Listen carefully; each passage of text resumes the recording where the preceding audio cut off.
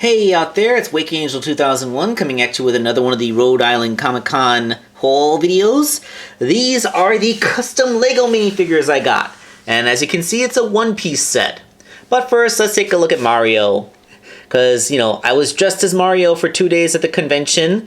On the third day, it was Freddie Mercury. Everyone loved it. And so I just wanted to show it off.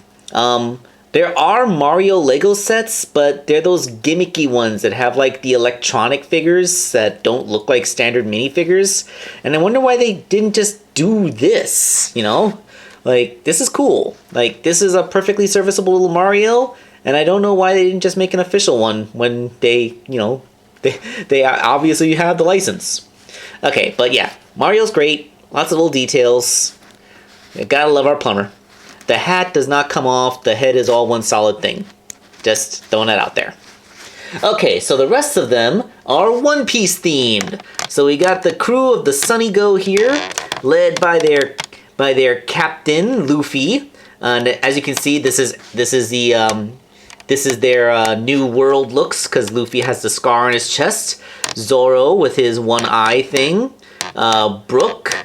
Robin, Sanji, Nami, and Chopper. I was really upset that they didn't have an Usopp minifigure. Like, I totally would have gotten an Usopp minifigure. And they did have one of Frankie, but like, Frankie doesn't look like a regular minifigure. He would be a big fig with the giant forearms. And, so would, oh crap, I forgot the name of Jimbei, the fishman guy. A quick look over at these guys. My least favorite is Brook. Like, the fact that he has like a skull's face painted on a black head, that is so weird looking. Like, they do have Lego skeletons. They couldn't just use a skull head from a Lego skeleton? Like, why did they do this? This looks weird. And on top of that, he's the same height as the other figures. They do make Lego figures that have longer legs. Like the Dr. Eggman figure from the Sonic sets has longer legs to make that figure taller. They totally could have used longer legs like that for Brook because Brook's a really tall guy. Yeah, that's my only that was my least favorite of the set. All the rest of them are really cool. But yeah, like, even though I do have my misgivings, all the details of his outfit are great. You got the flowers on his pink pants. There was more than one color variant, but I'm going to get the one with the pink pants. And you have all the fluffy stuff in his lapels on his jacket. Like, all the details are captured there. He even has white hands because he's a skeleton. The afro is removable. But no! I'm surprised it's removable because, like, the whole thing is that his afro is his only identifying characteristic since all of his flesh rotted away. So yeah, you'd think that would actually kind of be a permanent part of the mold. Luffy is looking pretty good. You got the details of his little sandals painted in, the fluffy part of his shoes. They even got the wrinkles on his open jacket, right? Like, everything's there. And the straw hat does come off, and he has hair underneath. So, yeah, that's actually really on there. And yes, he does indeed have the scar under his eye. So, all well and good. I really like it. Like, that is a great little Luffy figure, and I put the hat on backwards. And now his hair came off. Oh, God. Oh, dear. Okay, so... You know what? We can do that off camera. Yeah, straw hat. Zoro's kind of cool. He comes with 2 swords. I kind of wish he came with a third one, but I don't really see a way that they could have attached it to his mouth, so okay. He has the big scar on his chest from his fateful fight against Hawkeye's Mihawk. And, did they... I read the entire manga. Did they really elaborate on how he lost his eye? I mean, I think it's just implied he lost it while he was training with Mihawk, but, like, it's just weird because we see him training with at the beginning of the time skip, he wants to train with Mihawk, and then we see him 2 years later, and he looks almost exactly the same, except he's missing a left eye. Like, how is it that's the only injury that he got during all that training? Of course, it is weird to give swords to a Lego figure because they have like 2 points of articulation on their arms, but you know, you can still do some cool stuff. I mean, you're not exactly going to be able to do the onigiri or anything like that, but you know, you got, you know, there is some posability to be had there. And yeah, these customized minifigures have great details. I kind of wish instead of the hair, like he had the headband wrapped around. You know, like he takes the sash off and he wraps around his head to show he's in serious mode. Really would have preferred that, but that's fine. Then we have Nico Robin, and this is where you have that whole paint job to make him look super curvy there. Of course, in the case of a One Piece character, that's a lot of cleavage you have to draw into place. Let's just leave it at that.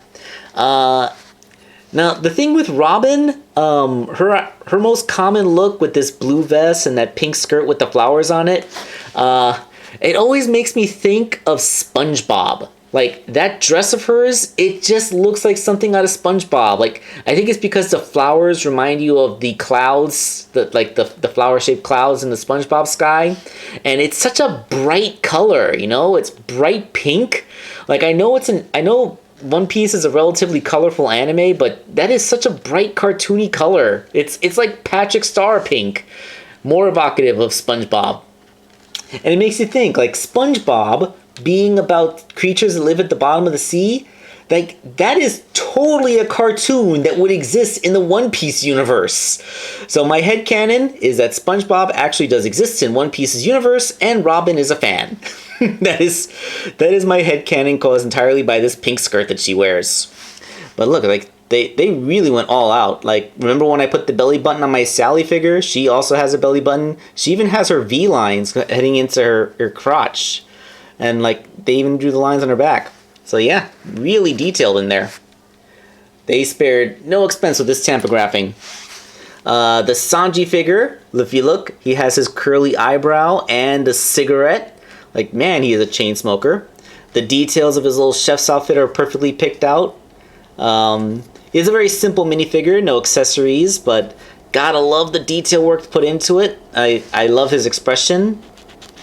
His hair is on really tight. I can't exactly pull it off. I would like to see... Oh, yes. I can rotate it. Yeah, like there's an eye. And, yep. He also has a curl on the other side. Huh. Weird. The curls go in one direction. I always thought it was the outer edge that was curled, but it's actually, like, the curl just is on the right side. Okay. So that is Sanji.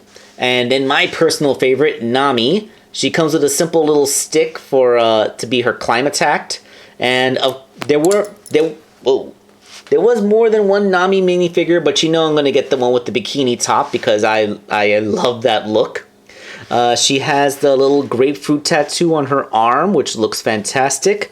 And I'm not sure if this is generic minifigure hair. I think it is because there do seem to be molds in there, like there's a hole. I feel like something was supposed to go into that hole, and I think that's mold flash, which I just noticed for the first time. But yeah, like, that is a Lego Nami, alright. Looks fantastic. They even got the lock post on her arm. That's, like, they spared all the attention to detail. No expenses were spared. Like, you got the details on her bikini top. You even have the dimples on her back. Oop. Yeah. See? Like, wow. That is a lot of detail that they put into this. Maybe too much detail. And I dropped her legs and I have no idea where they went. Oh, there they go. Yeah, the climb attack's on the other side of the living room. I dropped it, it bounced away. But yeah, like, the Nami minifigure is my favorite. A small part of me wonders if I bought all of these minifigures just so I could justify getting this Nami one. But you know what? I'll leave that to whatever forces judge me in the future. And last but not least, Tony Chopper. He has this little hat that he wears, and the reindeer antlers are separate pieces that go into it. That's really nifty.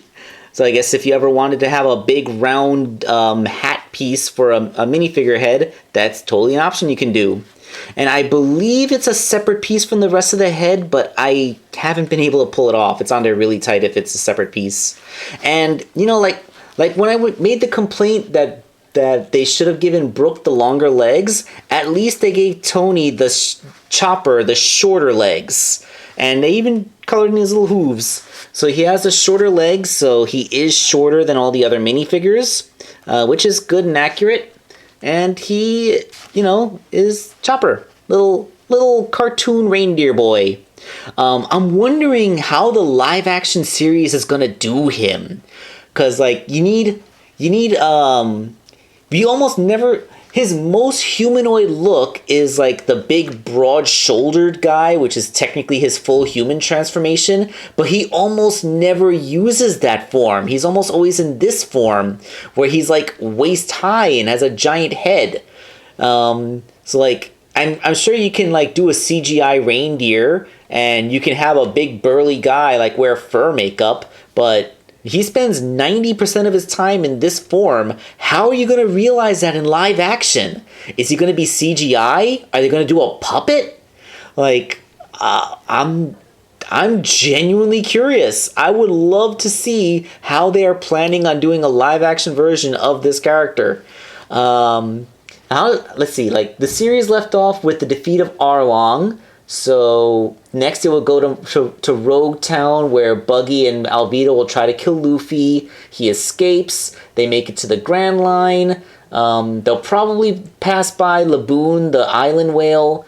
Then they're gonna find those bounty hunters, where they'll encounter Vivi, and they'll find out that she's actually a princess from Alabaster who is on an undercover mission. She's gonna temporarily join the crew. They're gonna end up on that dinosaur island where Nami will get bitten by a bug that makes her sick, and they'll have to find an island that has a doctor on it, and that's where they're gonna meet Chopper and confront King Wapol. Yeah, and I'm wondering, are they going to end it on the King Wapol thing, or are they going to take the arc all the way to the defeat of Crocodile? Would Crocodile be the natural end for whatever the second season would be, where Vivi says her tearful goodbyes to them? I'm not sure. Trying to speculate on like One Piece is such a long series, but you can break it down into certain arcs, and like they managed to condense everything between the beginning and you know, like Arlong to 8 episodes. So I'm wondering, can they make 8-hour-long episodes that do everything in between Rogue Town and Skypiea? Well, not Skypiea, Alabasta. Can you condense everything that goes from Rogue Town to Alabaster in 8 episodes? Even if each episode is an hour long, that's a tall order. I look forward to seeing how they do that, as well as how Chopper looks. Oh my god, I've been ranting on that so long. This is Wake Angel 2001 signing off.